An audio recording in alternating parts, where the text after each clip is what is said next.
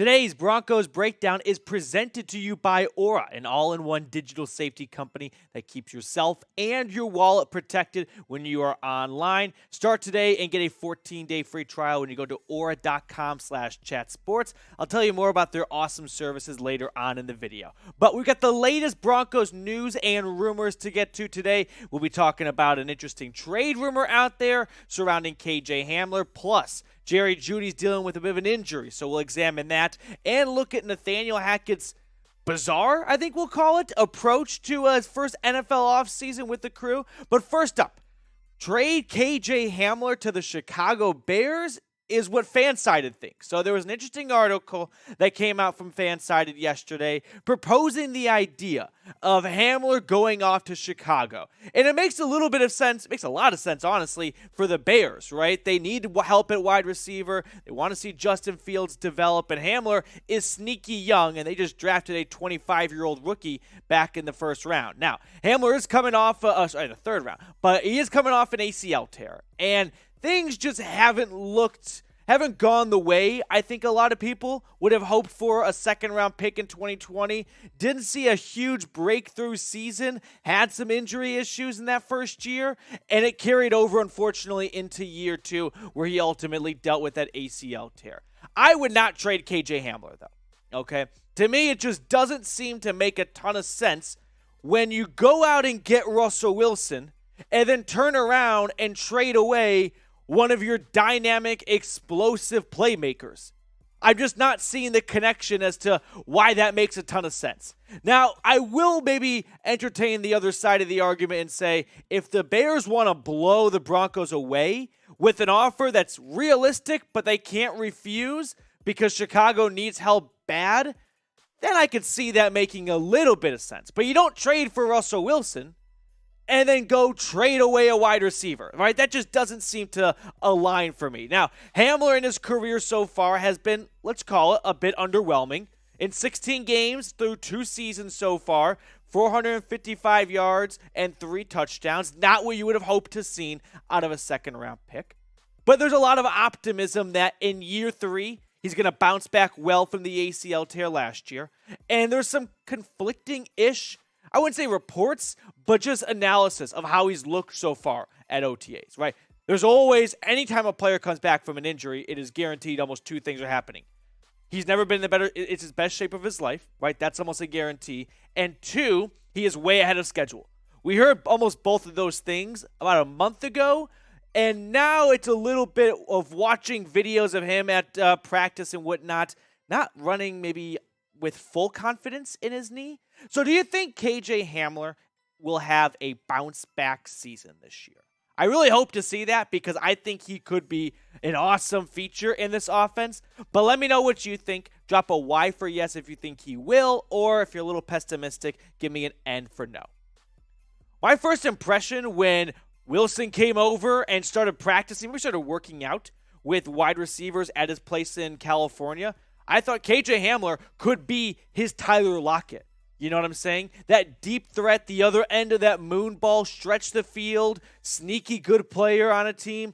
That was my first thought, and I'm not giving up hope on that. I mean, we haven't even played a football game with Russell Wilson and Hamler on the same field together. So I am still optimistic now that will be the case.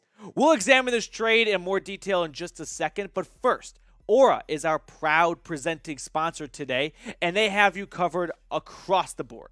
Financial fraud protection, identity theft protection, online and device security, plus if you got some young ones or young ones on the way, or maybe someone in your house that likes to, run up your credit card bill, family plans that protect up to 5 people, and you can even set limits on your credit card. A really cool thing about Aura is they have this free 14-day free trial exclusive for Broncos country when you go to aura.com/chatsports. Listen, guys, the days of hacksters have just astronomically risen, meaning you don't just get hacked if you have your password being your mother's maiden name and your high school mascot. I mean, they are pretty advanced these days, so do not be a victim like millions of Americans, thank you Dwight Schrute, are every single year. Start today with a free trial at aura.com/chatsports. That link's in the comments and the description of today's show. All right, we're going to get back on track now with the latest KJ Hamler, this trade proposal idea from Fansided, because there is some other stuff to break down here, because there is a little bit of, I can maybe see why this would make sense. Because when you look at the depth chart here, Hamler's fourth on it. You could argue between Sutton and Jeudy being wide receiver 1, wide receiver 2. Patrick's awesome as a wide receiver 3. But then you wonder, how much playing time, how many targets can a wide receiver 4 get to a point where it doesn't make much sense to refuse a trade to get a pick when you're kind of short picks, by the way, just 5 in 2023 for a guy that's fourth on your depth chart. So I could see why this trade at first might make a little bit of sense. We've got more Broncos news and rumors to get to in just a moment, including a Jeudy injury story we'll recap you guys on, plus the latest on Nathaniel Hackett. But if you haven't seen it already, one, congratulations, because there was the most cringeworthy Russell Wilson scoreboard promo video saying Broncos country, let's ride. So if you want me to recreate that, subscribe, right? If we get to 25 subs, I will recreate that either for your pleasure or very much against that. Okay, producer Trace working behind the scenes here. This is what it looked like for just a picture of it. It was awful. Whoever was working at the Broncos social media team that day, bad idea, because the internet tore it to shreds. I love Russ. You got to admit, he can be a bit quirky, and this was not it. All right, moving on. Nathaniel Hackett and his unique playbook testing.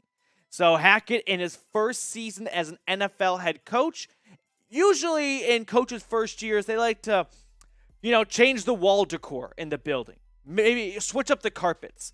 Hackett going a little bit different here. He has installed a variety of new tests, and not like Scantron tests. He's doing Kahoots, which, if you haven't played Kahoot before, it is an awesome way to, get some extra credit in class.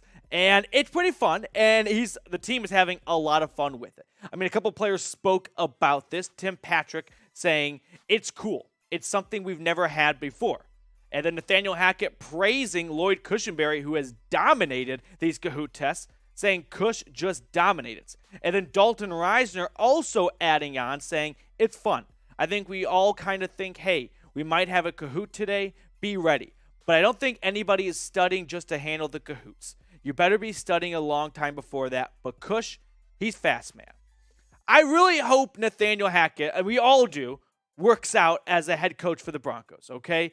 But you can kind of see the writing on the wall.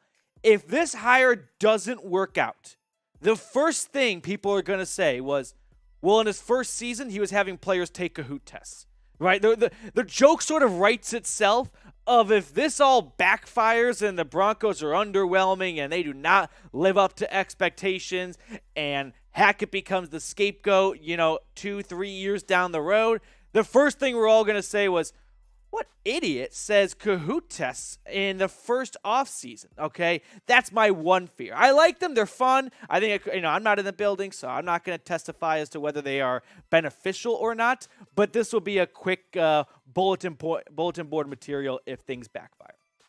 Last up on the show today, a Jeudy injury has popped up, so we'll break this down a little bit, get you guys caught up on everything on that front, as Mike Kliss, who was at the Media Open Broncos OTAs, which wrap up soon, and we got mandatory minicamp next week, tweeting out wide receiver Jeudy left practice today being, what is today? Today's Tuesday, Monday, with groin injury per source.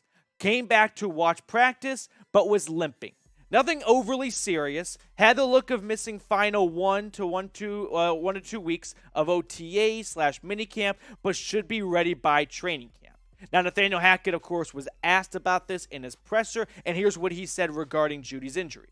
We were just being a little precautionary. He had a little tweak, so we're going to make sure that he's good for minicamp. So, Kliss already saying they're going to shut him down for the next 2 weeks and miss mandatory minicamp. Hackett maybe a little more optimistic that he'll be ready to go next week for mandatory minicamp. What's your panic level, though? Not to start putting alarm bells off or anything, but this isn't a major injury, right? That's not why I'm asking this question. But maybe more as a whole for Jeudy that it hasn't been an ideal offseason so far right? You had the arrest, which was dropped, and hopefully that's in the rear and nothing comes of it and everything's okay at home for him. But now you've got an injury popping up after an injury plague season the year before. You just don't want this to snowball out of control. Scale for me 1 to 10. I'm at about like a 2.7. All right, I'm not at a 2, but I'm not all the way at a 3 because the 3 sounds a little too high to me. So I'm kind of in between there because, like I said, I'm just worried that it's starting to snowball and it's starting to be one thing after another. And you don't want this to run into training camp because it's a new head coach, it's a new system, it's a new quarterback. You want those reps to mesh with your new guy right there. And you don't want it to go into the season, especially on a team that's got no shortage of outlets and weapons, okay? So you don't want to see Jeudy all of a sudden start to fall behind in the depth chart and the mouths to get fed and whatnot if Sutton and Patrick and Hamler start to take over because Jeudy was a 10th overall pick for a reason, okay? So I think he has to go off this season, all right? This is the punchline of our Jerry Jeudy segment because I'm not saying it's boom or bust in year 3 for Jerry Jeudy, but it's certainly trending that direction as his honeymoon phase is beginning to wind down. In his first season, he played all 16 games, amassed over 850 yards and 3 touchdowns, but last year, never scored a single touchdown, 467 yards, had that ankle injury, high ankle sprain, was the third quarter, down the sideline in the Giants game in week 1, and then he never really looked the same even after when he came back for like the Washington game and down in Dallas. So you just want to see him look like the first-round pick that he is and really take off with a superstar quarterback in Russell Wilson. Let's play this game, though, to wrap up the show. Over or under 1,000 receiving yards for Jeudy in 2022. His career high, like we said, was like 850-ish. So can he add 150 pounds on that, or you think he's going to fall short? Give me an O for over or a U for under. And while you're down there, if you haven't already, make sure you tickle that subscribe button. That way you stay in the know for all things related to your Denver Broncos daily news and rumors content. And, of course, no one else is putting out this much volume throughout the offseason. Appreciate everyone that clicked on today's show, and we'll see you later with more Broncos news and rumors.